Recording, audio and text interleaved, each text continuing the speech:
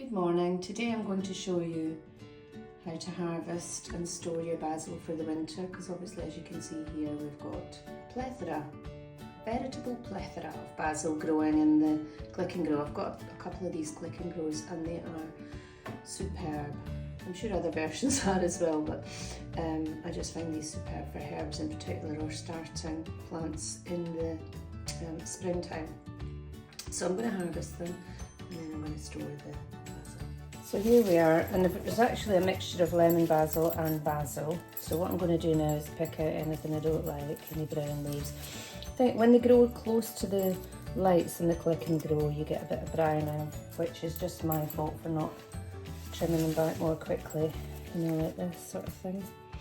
But you can see that you can grow basil all year round. I grow it in winter and tomatoes in winter in the click and grow, so you know, a lot of good stuff here. Then get rid of any woody stems like this that are going to taste horrible. Now you are supposed to tear basil as opposed to chop it. Sometimes I cheat and do a little bit of chopping, and then it'll all go into the food processor with some oil and a tiny bit of salt.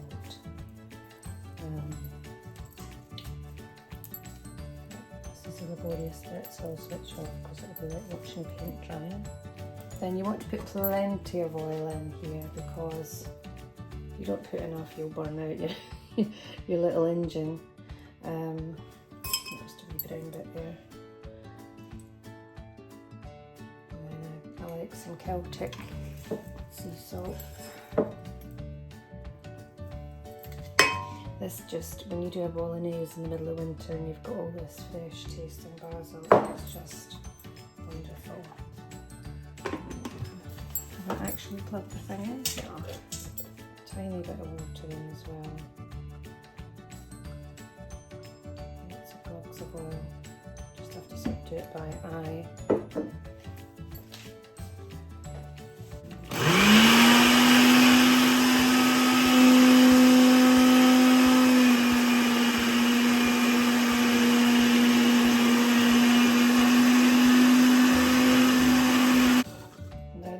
Thinner the consistency that I want, so now I'm going to add a few leaves in at a time. So to spare your boredom, I will switch off at this point. So now comes the messy part. I think I did all the ice cube. I did these into ice cube trays, because then you've got one serving. So that's really fun if you want to do that instead.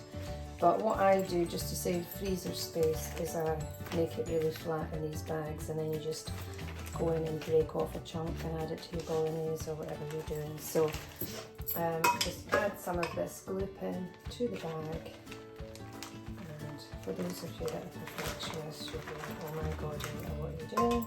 So I'll probably pour it in off camera and then it'll look better. Here we have our Augustus gloop. It's in the bag now. Spread it over so it's kind of evenly, so you just literally break off. Remember when, I don't know if you used to make puff candy in chemistry? That was really good fun in the days where you could eat out a chemical bowl in the lab before anybody became worried. So that's it, it's all about the same size, and then that will just go into the freezer, and that will be me for all my bologneses and chilies and everything else throughout the winter.